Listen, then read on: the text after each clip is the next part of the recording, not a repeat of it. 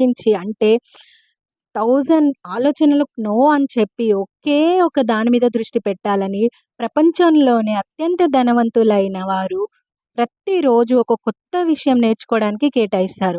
వాళ్ళకి ఏం అవసరమని మనం అనుకుంటాం. కానీ ధనవంతులెప్పుడు కొత్త విషయాలు నేర్చుకోవడానికి, ఈ పోటీ ప్రపంచంలో నాలెడ్జ్ అప్‌డేట్ చేసుకోవడానికి, పోటీని తట్టుకొని నిలబడడానికి, కొత్త విషయాలు నేర్చుకోవడానికి రెడీగా ఉంటారు.